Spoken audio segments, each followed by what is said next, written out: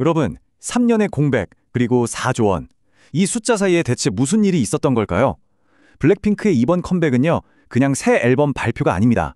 이건 K-팝 역사상 가장 대담하고 또 가장 치밀하게 설계된 하나의 거대한 비즈니스 전략, 그 서막을 알리는 신호탄 같은 겁니다. 자, 화면에 보이는 이 숫자 23. 이게 과연 뭘 의미하는 숫자일까요? 바로 2025년 마마 어워즈에서 블랙핑크 그리고 멤버 개개인이 휩쓴 노미네이션 총 개수입니다. 23개요. 와, 이건 뭐 말 그대로 상을 그냥 독식했다 이렇게밖에 표현이 안 되죠. 정말 압도적입니다. 그런데 진짜 놀라운 건 여기서부터입니다. 이 엄청난 기록이요, 무려 3년 동안 그룹 앨범을 단 한 장도 내지 않은 팀한테서 나왔다는 거예요. 이게 상식적으로 좀 이해가 가시나요? 말이 안 되죠. 바로 이 지점에서 우리가 진짜 궁금해지는 게 생기는 겁니다. 아니, 어떻게 3년이라는 긴 공백이 마이너스가 아니라 오히려 이들을 역대 최강으로 만들어버린 전략적 무기가 될 수 있었을까요? 지금부터 그 거대한 설계도의 핵심을 하나하나 파헤쳐 보겠습니다. 이 모든 거대한 전략의 심장, 그 중심에는요, 바로 이 계약이 있습니다.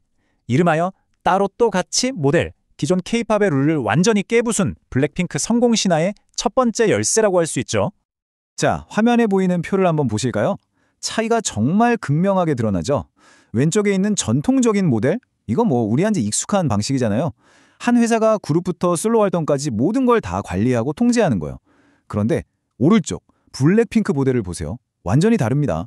그룹 활동은 YG라는 거대 기획사의 막강한 지원을 그대로 받아요. 하지만 솔로 활동만큼은 각자 완벽하게 독립적으로 움직이는 겁니다. 야, 진짜 말 그대로 따로 또 가치가 뭔지 제대로 보여주는 거죠. 그 결과가 바로 이겁니다, 여러분. 멤버들이 더 이상 그냥 소속 아티스트가 아니라 각자 자기 회사를 이끄는 CEO가 된 거예요. 제니의 오드 아틀리에, 리사의 라우드, 그리고 지수의 블리스까지. 로제도 더 블랑 레이블과 파트너십을 맺었고요. 이제 각자의 이름으로 자신들만의 제국을 건설하기 시작한 겁니다. 정말 대단하죠? 근데 이 전략이 진짜 무서운 점이 뭔지 아세요? 바로 이겁니다. 개인의 자유를 보장해주니까 아티스트로서의 매력 또 개인 수익은 극대화되겠죠. 그런데 동시에 그룹으로 다시 뭉쳤을 때는 YG가 가진 규모의 경제라는 어마어마한 무기를 마음껏 쓸 수 있다는 거예요. 그러니까 개인의 자유와 거대 자본의 힘, 이 두 마리 토끼를 그냥 다 잡아버린 거죠. 자, 첫 번째 비밀이 혁신적인 계약이었다면 두 번째 전략은 바로 타이밍의 마법입니다. 블랙핑크가 과연 이 마마 어워즈를 컴백을 위한 얼마나 완벽한 발사대로 활용했는지 그 과정을 한번 같이 따라가 보시죠. 이 로드맵을 한번 보세요. 와, 이게 얼마나 정교하게 짜여 있는지 그냥 한눈에 보입니다. 먼저 2024년부터 25년까지 멤버들이 각자 솔로 활동으로 전 세계 팬덤을 그야말로 싹쓸이합니다. 각자의 영역을 구축하는 거죠. 그러다가 11월 마마 노미네이션이 딱 발표되면서 전 세계에 흩어져 있던 팬들의 모든 관심이 블랙핑크라는 하나의 이름 아래로 강력하게 응축됩니다. 그리고 그 폭발적인 기대감이 정말 최고조에 달한 바로 그 12월에 완전체로 짠하고 등장하는 거죠. 여러분, 이건 절대 우연이 아닙니다. 이건 완벽하게 계산된 설계도예요. 이 차트를 보면 그 힘이 확실감이 나실 거예요. 제니가 무려 9개 부문, 로제도 6개 부문, 멤버 개개인의 이름으로 마마를 그냥 휩쓸어버린 겁니다. 바로 이 엄청난 솔로 파워가 하나로 뭉쳐서 블랙핑크라는 그룹의 존재감을 그 누구도 넘볼 수 없게 만들어버린 거죠. 진짜 각자가 태양처럼 빛나니까 그룹은 은하수처럼 빛날 수밖에 없는 겁니다. 이런 걸 바로 경영학에서는 전략적 시너지라고 부르죠. 뭐 간단히 말해서 1 더하기 1이 2가 아니라 3이나 4, 심지어 10이 되는 효과를 말하는 거예요. 멤버들의 솔로 활동, 그 자체로도 물론 엄청난 성공이었죠. 하지만 결국엔 그룹 컴백을 위한 역사상 가장 강력하고 효율적인 마케팅 엔진 역할을 톡톡히 해준 셈입니다. 자, 그리고 마침내 이 모든 치밀한 설계가 향하는 최종 목적지에 도착했습니다. 바로 4조 원이라는 어마어마한 숫자로 상징되는 그야말로 역대급 월드 투어의 압도적인 스케일입니다. 이 표가 그들의 성장을 정말 한눈에 보여주네요. 지난 봄핑크 투어랑 2026년에 계획된 투어를 한번 비교해보세요. 도시수, 관객수, 공연장 규모까지. 와, 모든 숫자의 단위가 그냥 달라졌습니다. 이건 단순히 공연을 더 크게 한다, 이 정도의 의미가 아니에요. 이건요, 우리가 흔히 말하는 아레나급 아티스트에서 전 세계에서도 정말 몇 안 되는 스테디움급 아티스트로 체급 자체가 완전히 바뀌는 그런 역사적인 순간을 의미하는 겁니다. 아니 근데 어떻게 이렇게 갑자기 스케일을 틔우는 게 가능한 걸까요? 그 이유는 사실 굉장히 명확합니다.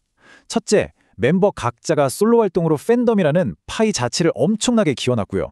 둘째, 3년이라는 기다림이 팬들의 갈증을 거의 폭발 직전까지 끌어올렸다는 거죠.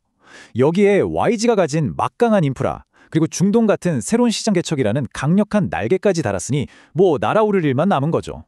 실제로 이 수익 구조를 한번 들여다보면요. 이게 얼마나 거대한 비즈니스인지 바로 감이 오실 겁니다. 물론 티켓 판매가 81%로 압도적이긴 하죠. 근데 놀라운 건 나머지 상품 판매, 즉 굿즈랑 스폰서십만 합쳐도 웬만한 중견기업 1년 매출을 가뿐히 넘어선다는 거예요. 이 모든 게 착착 맞물려 돌아가는 하나의 거대한 머니 엔진인 셈입니다. 그리고 이 모든 것을 아우르는 상징적인 숫자, 바로 4조 원입니다. 여러분, 이건 단순히 투어 수익이 아니에요.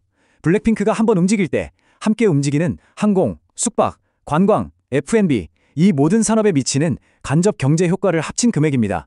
이 숫자야말로 블랙핑크가 더 이상 K-팝 아이돌 그룹이 아니라 하나의 움직이는 글로벌 문화산업 그 자체라는 가장 확실한 증거인 거죠.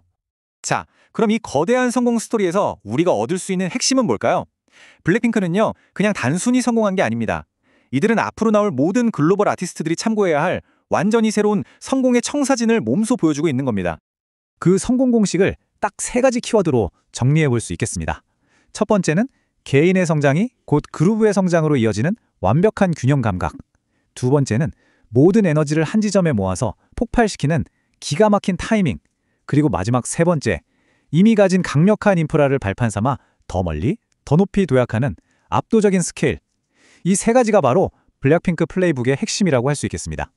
결론적으로 블랙핑크의 이번 행보는 단순한 컴백 그 이상입니다. 이건 K-팝을 넘어서 전 세계 엔터테인먼트 산업 전체에 던지는 하나의 거대한 질문과도 같아요. 과연 아티스트의 독립성과 거대 자본 시스템은 어떻게 공존하며 더 큰 성공을 만들어낼 수 있는가? 그리고 블랙핑크는 그 어려운 질문에 대한 가장 확실하고 강력한 답을 다른 무엇도 아닌 바로 자신들의 성공 그 자체로 증명해 보이고 있습니다. 지금까지 K컬처 타임즈 시청해주셔서 감사드리고 채널 구독, 알람 설정, 좋아요 부탁드립니다.